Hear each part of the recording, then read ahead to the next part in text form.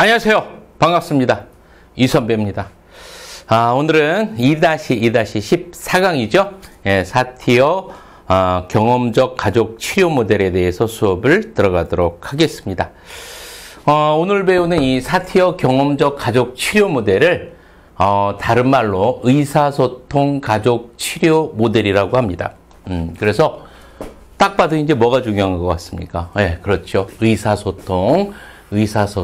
의사소통을 굉장히 중요하게 생각하는 그러한 가족 치료 모델이 4티어의 경험적 가족 치료 모델이에요.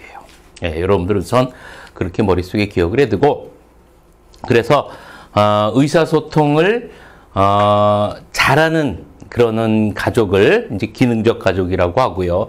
의사소통을 이제 잘 못하는 그런 가족을 우리는 역기능적 가족이라고 합니다. 이 굉장히 힘들죠. 여러분들 가족 내에서 의사소통이 원활하다라는 거는 여러분들 참 쉽지 않습니다.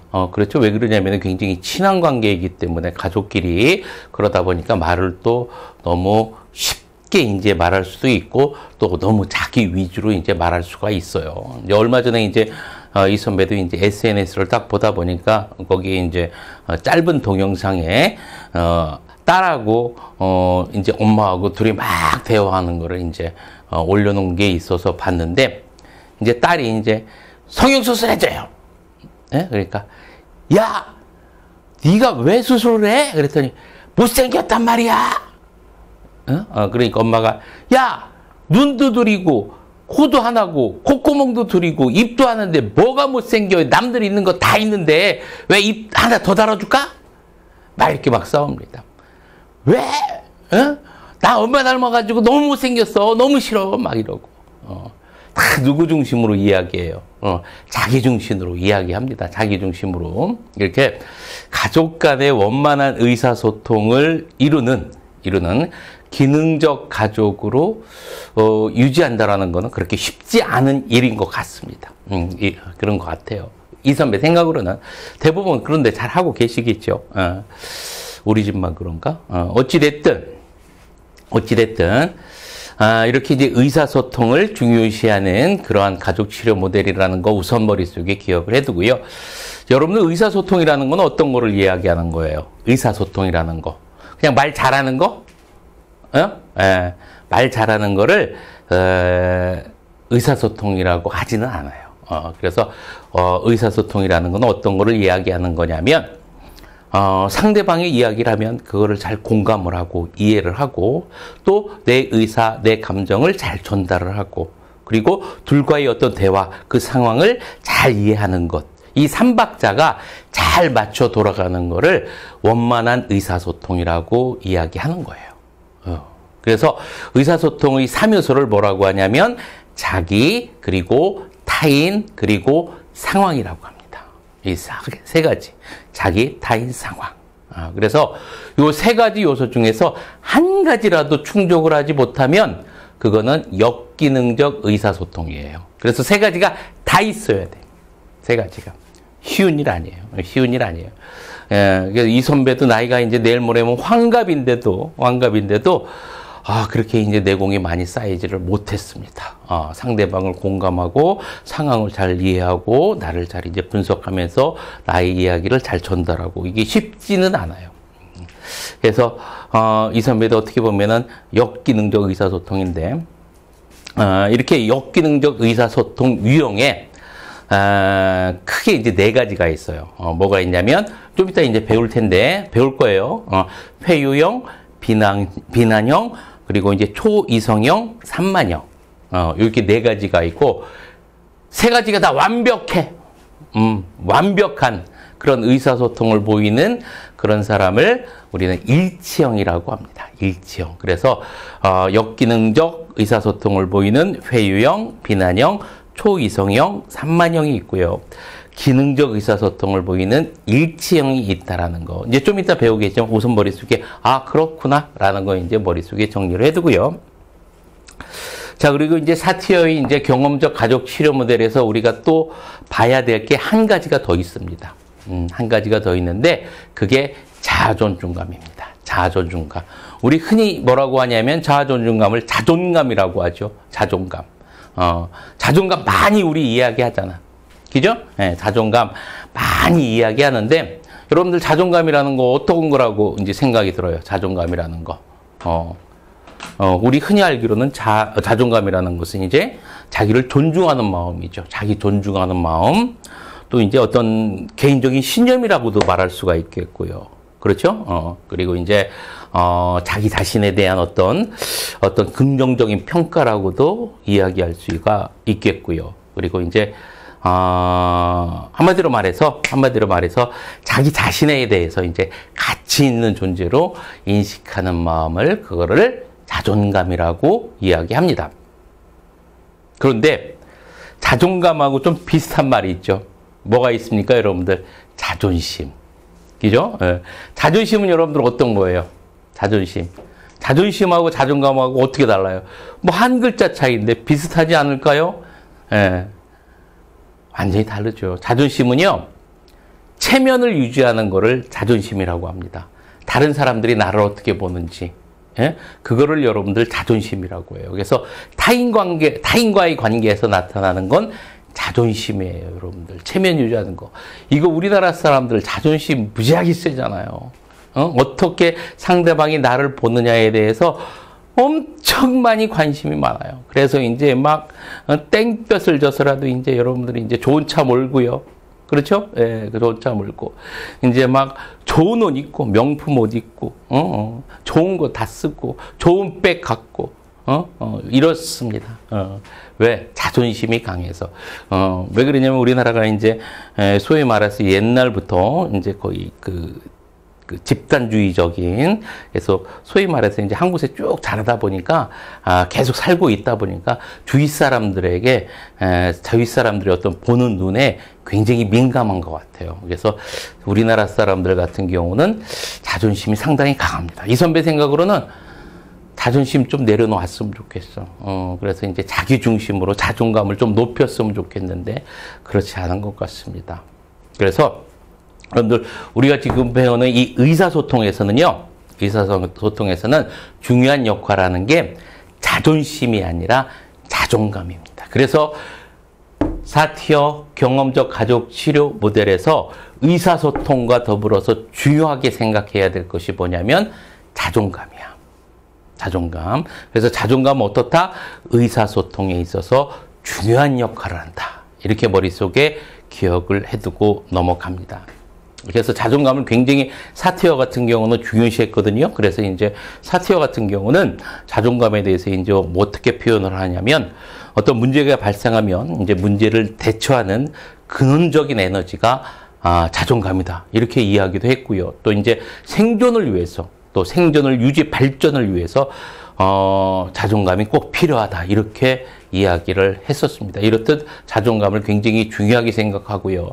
그래서 이제 의사소통, 역기능적 의사소통을 갖고 있는 사람은 뭐를 높여야 돼요, 여러분들? 자존감을 높여야 되는 거야.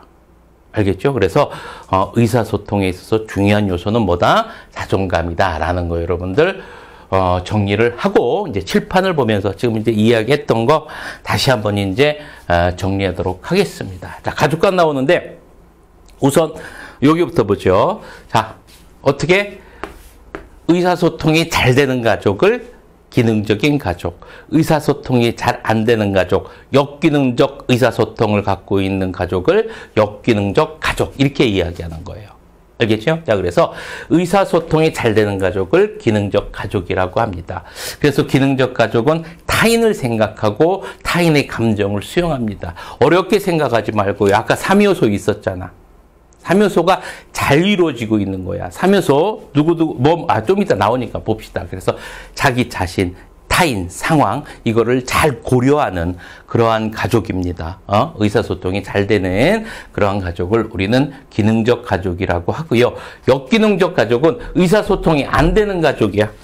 뭐 여기다가 뭐 적어둘 필요도 없어가지고 이 선배 안 적어놨는데 굳이 적어놓자면 의사소통이 안 되는 가족이야. 역기능적 의사소통을 하고 있는 가족입니다. 그거를 역기능적 가족이라고 하고요. 이제 아까 4가지 있었지. 비난형, 회유형, 초이성형, 그리고 혼란형 이런 것들. 그래서 이런 어떤 상대방을 비난하거나 그리고 회유하거나 어떤 뭐 초이성형이라든지 이런 뭐 혼란한 그런 가족 형태, 그런 의사 형태를 보이고 있는 가족이 역기능적 가족입니다. 그러면 이런 기능적 가족은 상관이 없지요. 이 역기능적 가족을 어떻게 만들어야 되겠어? 기능적 가족으로 만들어야 되잖아. 그게 뭐예요, 여러분들? 가족 치료 모델이잖아. 경험적 가족 치료 모델. 그죠? 자, 그래서 이 역기능적 가족을 기능적 가족 치료 모델, 기능적 가족으로 성장시키기 위해서 가장 중요한 거는 뭐라고 했어? 가장 중요한 거는 자존감 향상이라고 했습니다. 자존감 향상이라고 했어요. 자, 보도록 하죠. 가족의 병리적 측면보다 성장 가능성에 초점을 두었다. 자, 성장 가능성에 초점을 뒀다. 즉, 역기능적 가족이라 할지라도 충분히 성장할 수 있어. 뭐만 하면 자존감을 기르면. 자, 그래서 사회복지사에게는 이 성장을 도출시킬 수 있는 자질이 중요하다. 사회복지사는 이렇게 성장시킬 수 있는 어떤 자질이 있어야 된다라고 사티어는 이야기를 합니다. 자, 이렇게 이제 여기까지 정리됐고요. 역기능적 의사소통이라는 것은 일반적으로 이제 언어적 메시지와 비언어적 메시지가 일치하지 않는다. 그러면 기능적 가족 같은 경우는 어떻게 되겠습니까? 언어적 요소와 비언어적 요소가 일치하겠죠. 그렇죠? 아버님 고맙습니다. 어머님 감사해요. 이렇게 하겠죠. 그렇죠? 예. 그런데 역기능적 가족은 아빠가 용돈 줘. 고마워요. 아, 고마워요. 고마워. 예, 고마워요. 언어와 행동이 어때요, 여러분들? 다르잖아. 그죠? 자, 이렇게 역기능적 가족과 기능적 가족, 역기능적 의사소통에 대해서 여러분들 정리를 해두고요. 역기능적 의사소통은 일반적으로 언어적 메시지와 비언어적 메시지가 서로 일치한다, 일치하지 않는다, 일치하지 않는다. 자, 그래서 치료 목표 보도록 하겠습니다. 성장이 치료 목표야. 한마디로 말해서 어떻게 한다는 얘기야. 또다시 얘기합니다. 이 역기능적 가족을 어떻게 자존감을 높여서 성장을 시키자. 이게 목표야. 즉 가족성은 개인이 자존감을 향상을 목표로 합니다. 그래서 어떤 가족으로 만들자? 기능적 가족. 기능적 가족을 뭐라고 한다 여러분들? 일치형 의사소통 유형. 일치형. 좀 있으면 나올 겁니다. 이 선배가 앞에 말로는 이야기했는데 일치형 그런 의사소통 유형으로 만들자라는 게 치료 목표입니다. 자, 이렇게까지 한번 정리를 해두고 이제 뒷장 넘어가도록 하겠습니다.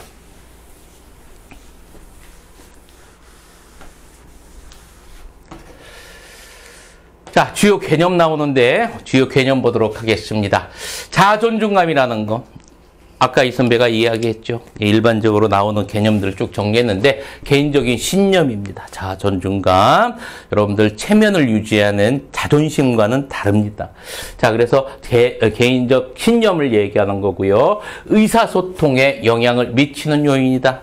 의사소통에 영향을 미치는 가장 중요한 요인을 사티어는 자존감이라고 보았습니다. 자존감. 그리고 이제 자존중감과 의사소통 유형 나오는데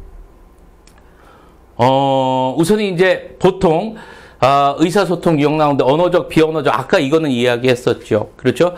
기능적 의사소통 같은 경우는 언어적, 비언어적이 일치하지만 역기능적 의사소통 같은 경우는 언어적, 비언어적이 일치가 하지 않는다라고 이야기했었습니다.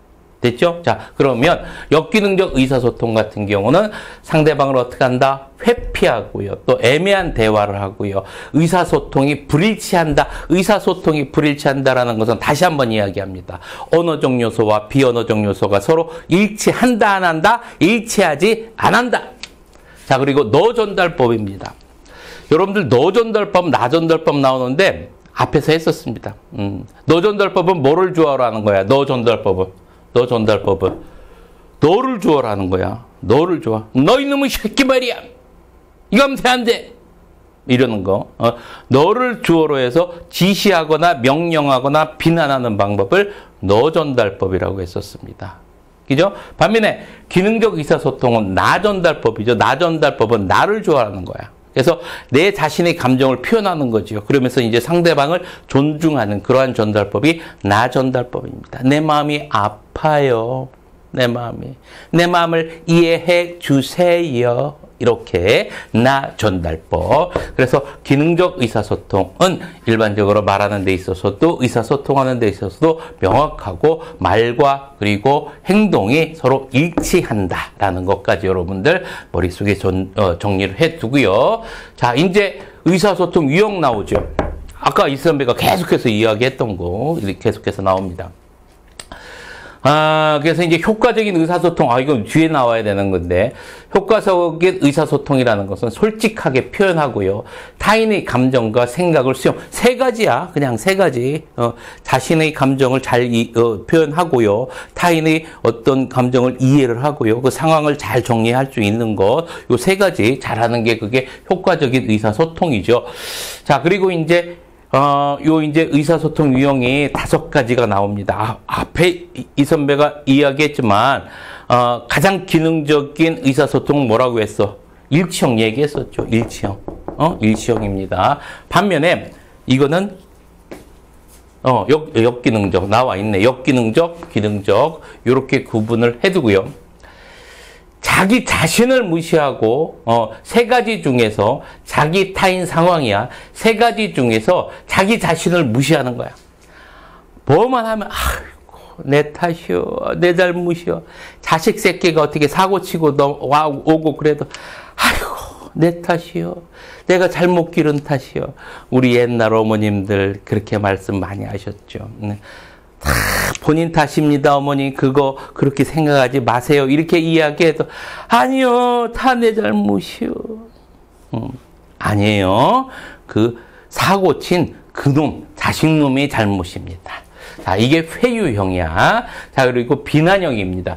비난형은 자기와 상황은 중시하는데 타인을 무시하는 거야. 자, 꼴물견이죠. 꼴물견. 다 네가 잘못했어. 그래서 일이 잘못되면 뭐든지 뭐 어떻게 남 탓하는 거 비난형입니다. 자, 그리고 이제 초이성형입니다. 어떻게 보면 이 선배도 이거에 좀 속해요. 초이성형. 이제 뭐 다 자기 타인을 무시하고 뭐만 상황만 보는 거야. 그래서 오직 객관적이고 정확한 논리만 믿는 거야. 그것만 말하는 거야.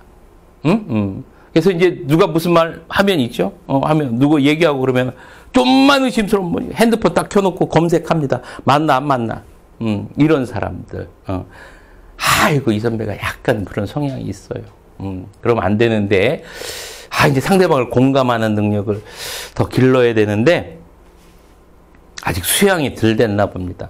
이 선배도 무지하게 노력하려고 지금 노력하고 있어요. 이거 어디 뭐 교회 다니고 성당 다니고 절 다녀서 뭐 되는 게 아니라 생활 속에서 자기가 이제 수양하려고 생각을 하고 노력해야 되겠죠. 이제 상대방을 이제 공감하고 이해하고 이런 능력을 길러야 되겠죠. 자, 그래서 초이성형. 자, 그리고 산만형입니다. 이거 산만형은 다 아닌 거야. 뭐 말도 맥락도 없고 뭐 초점도 없고 뭐 주제도 없고 막 횡설수설하는 거 이걸 뭐라고 합니까? 이런 형태를 산만형이라고 하고요. 마지막 일치형입니다. 일치형. 단호파. 이분 같은 경우는 내가 분이라고 했어요. 이런 분 같은 경우는 일치형 의사소통형을 보이는 분은 상당히 높은 자존감 그런 능력을 소유하고 계신 분입니다. 레벨이 엄청 높으신 분이죠.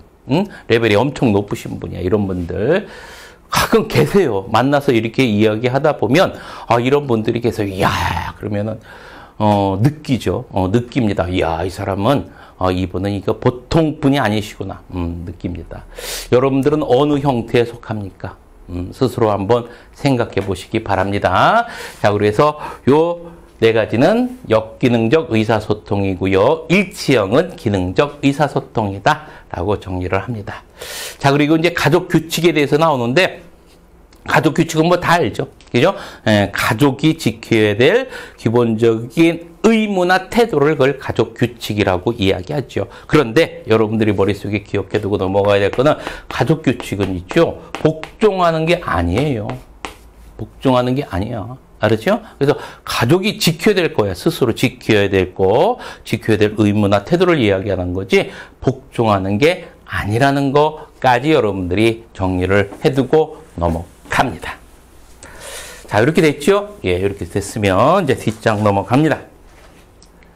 이제 치료 기법 나오죠. 치료 기법 나오는데 계속해서 이야기합니다. 세 가지 있죠. 자기, 타인, 그리고 상황. 이게 아까 셋 중에 하나가 안 좋으면 안 된다라고 해서 세 개 다 좋아야 된다라고 했었습니다. 그러면 그런 것들 하나하나 안 좋은 것들 그런 것들을 어떻게 해야 되겠습니까? 여러분들 높여야 되겠죠. 그렇죠? 그래서 자기 자신을 분석하고요. 타인에 대한 어떤 공감, 이해 능력을 높여야 되고요. 상황을 잘 이해를 해야 되겠죠. 그 방법들입니다. 제일 먼저 나오는 것이 이제 원가족 3인군 치료인데 원가족은 누굴 이야기하는 거예요, 여러분들? 결혼한 여자분들 누구? 친정 식구야. 괜히 여러분들 시댁 식구 자꾸 붙들고 그러면 안 됩니다. 우리 시어머니 왜 이래? 우리 시동생 왜 이래? 그래서 우리 애들이 이러면 안 되는 거예요, 여러분들. 원가족 3인군 치료입니다. 그래서 이거 같은 경우는 여러분들 원가족, 친정 식구들, 친정 부모님들 거기로부터 이제 어떤 이제 그 내려오는 이제 역기능적인 패턴이 있죠. 이런 것들을 이제 분석했으면 이제 어떻게 되겠습니까? 이제 변화하려는 방법을 원가족 3인군 치료예요. 이제 뭐 예를 들어서 이야기하자면 친정 아버지가 굉장히 가부장적이야. 가부장적이니까 밥 먹을 때도 어떻게 말도 안 하고 집안에서도 대화가 없는 거야. 근데 그런 가정에서 쭉 자라다 보니까 그런 게 어떻게 된 거야? 정상적이 돼버린 거야. 그게 정상인 거야. 집안에서 말 안 하고 밥 먹을 때 말하지 말고 이런 게 정상이 돼버린 거야. 그러다 보니까 자기 자식들한테도 이제 밥 먹을 때 이야기하면 이놈의 새끼가 그냥 복 떨어지게 지금 재수없게 지금 밥 먹을 때 말이야 말하고 있고 막 그런다고 이렇게 이야기한단 말이죠. 그렇죠? 어떤 원가적으로부터 내려온 어떤 역기능적 패턴 그런 거로 이제 상황을 분석하고 어떻게 되겠습니까? 고쳐야 되겠죠. 변화해야 되겠죠. 자, 그거를 원가족 3인군 치료라고 합니다. 그래서 원가족으로부터 가져온 어떤 상호작용, 안 좋은 어떤 불합리한 패턴 같은 거를 분석하는 거, 상황을 분석해서 변화를 하는 거를 원가족 3인군 치료라고 하는 겁니다. 두 번째 이제 가족 조각 나오는데 가족 조각이라는 건 뭐냐면 이제 가족 중 한 사람을 조각가로 만드는 거야.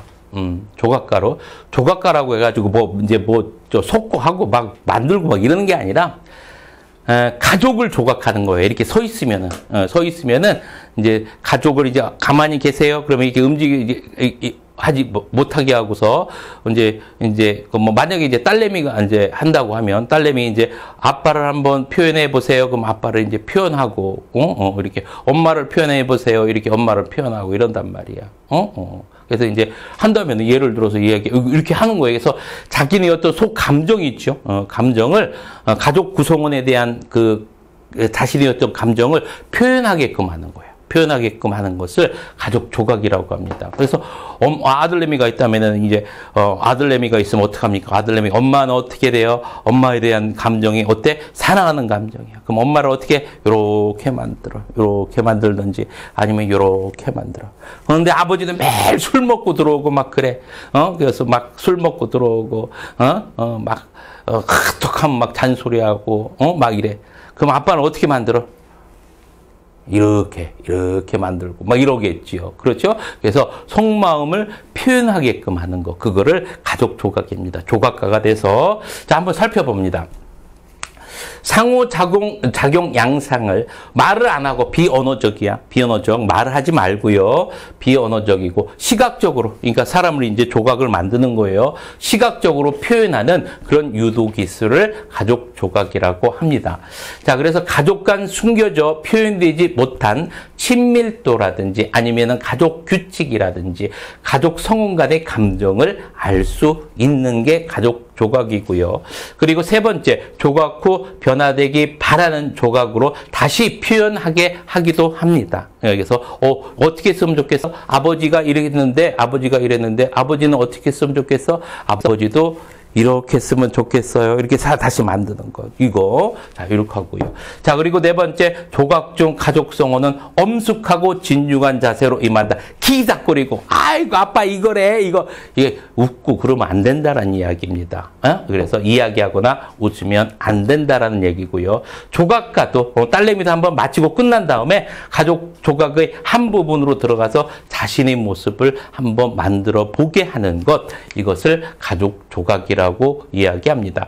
우리 이제 사티어 모델 중에서 어떻게 보면은 가족 조각이 가장 중요할 수 있어요. 그러니까 이 사티어 가족 조각 같은 경우 치료 기법 여러분들이 이제 잘 정리를 해두고 넘어가야 됩니다. 자, 그리고 이제 가족 그림 봅니다.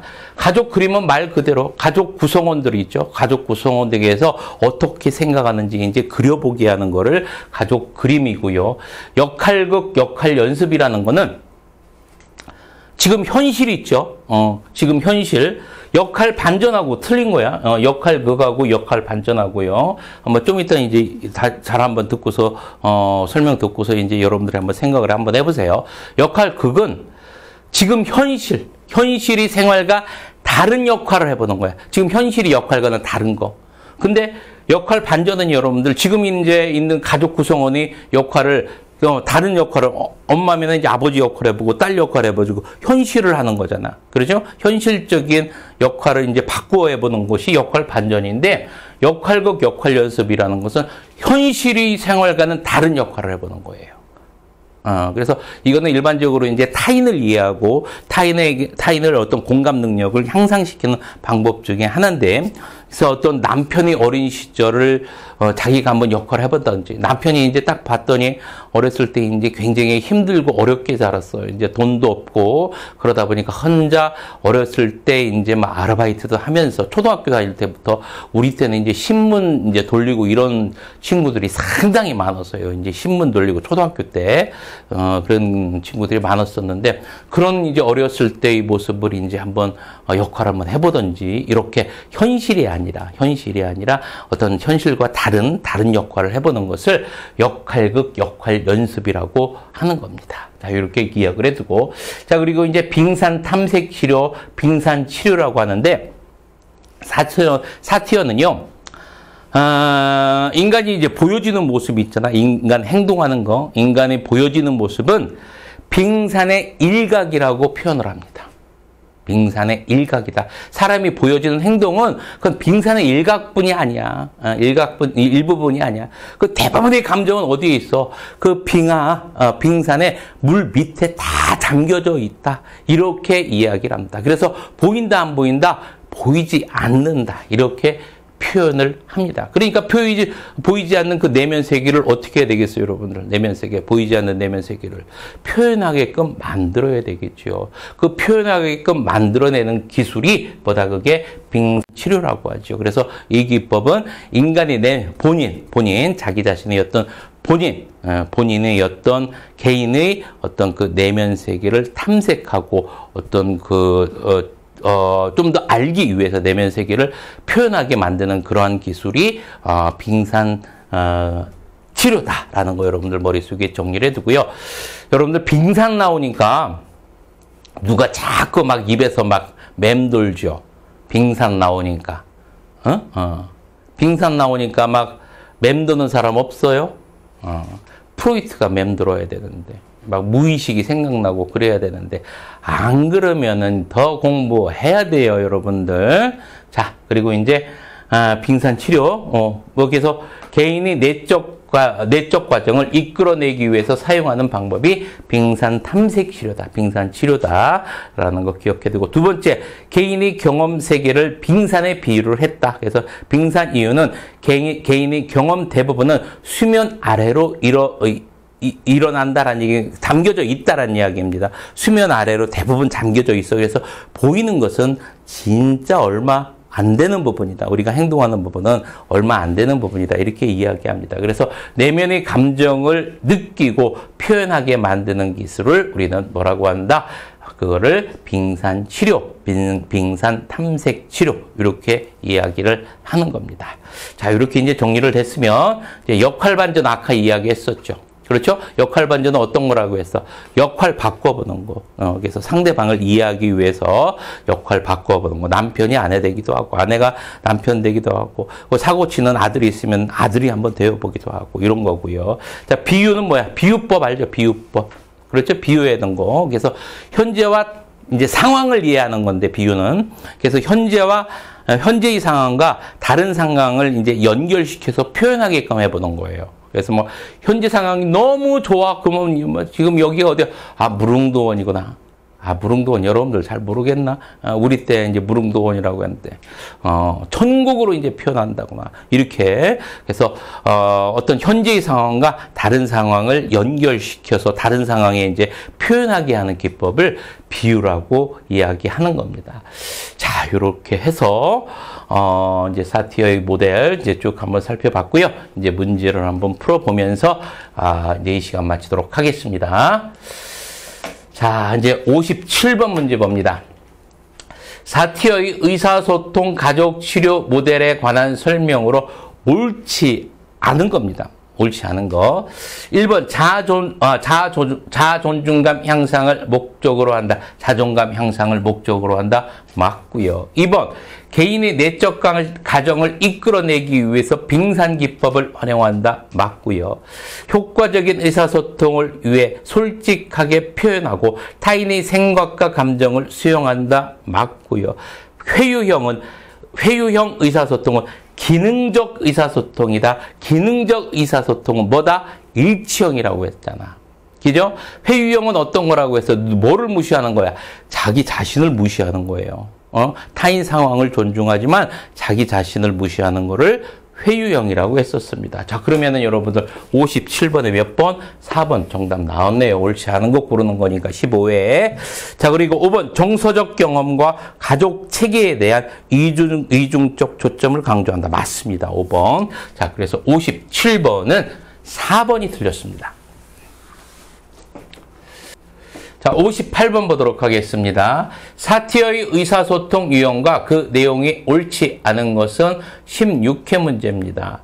아첨형을 여러분들 다른 말로 아까 이야기했었잖아. 무슨 형이라고? 회유형. 그죠? 누굴 무시하는 거예요? 자기 무시하는 거예요. 타인 상황 존중하고요. 맞죠? 일치형은 세 개 다 존중하는 거고요. 비난형 같은 경우는 어떻습니까? 비난형은 타인 무시한다고 했었잖아. 타인 무시 맞고요. 산만형은 다 무시하는 거고요. 초이형은 뭐만 하는 거? 상황만 무시하는 게 아니라 상황만 중시하는 거죠. 그죠? 자, 그러면 58번에 몇 번이 옳지 않은 것은 5번이 되겠죠. 그래서 58번 정답 5번이 되겠습니다. 자, 59번 봅니다. 가족 조각 기법에 관한 설명으로 옳지 않은 것은 가족 조각 기법이죠. 1번 가족이 상호작용 양상을 공간 속에 배치하는 방법이다. 맞죠? 시각적으로 배치하는 방법이고요. 가족 내 숨겨져 표현되지 못했던 감정이나 가족 규칙 등에 노출될 수 있고요. 조각 후 사회복지사는 현재의 조각이 어떻게 변화되기를 바라는지 다시 조각으로 표현하게 한다. 맞지요? 조각을 하는 동안 서로 웃거나 이야기하지 않아야 되고요. 가족을 조각한 사람은 객관성을 유지하기 위해서 조각에서 제외되는 것이 일반적인 게 아니라 자기가 원하는 모습을 자기가 조각을 스스로 한다고 했었습니다. 자기 자신도 거기에 이제 배치된다라고 이야기했었죠. 자, 그러면 59번의 정답은 5번이 되겠죠. 자, 이렇게 해서 문제까지 다 풀어봤습니다. 자, 그래서 이제 사티어 경험적 가족 치료 모델에 대해서 이제 쭉 살펴봤습니다. 경험적 가족 치료 모델 가장 중요한 건 뭐니 해도 여러분들 뭐라고 해서 의사소통이라고 얘기했었고요. 그래서 사티어 경험적 가족 치료 모델 딱 나오면 뭐부터 머릿속에 기억해둬야 돼? 의사소통 기억해둬야 되고, 두 번째 뭐 기억해둬야 돼? 자존감 기억해둬야 됩니다. 알겠죠? 자, 그리고 이제 치료 기법 같은 경우는 여러분들 이제 다른 거하고 혼합해서 문제를 내니까 그 부분 여러분들 다시 한번 정리를 해두고요. 꼭 구분해서 잘 암기를 해두고 있어야 됩니다. 자, 장시간 동안 고생 많으셨고요. 다음 시간에 이제 보도록 하죠. 자, 화이팅 하면서 이 시간 마치도록 하겠습니다. 파이팅!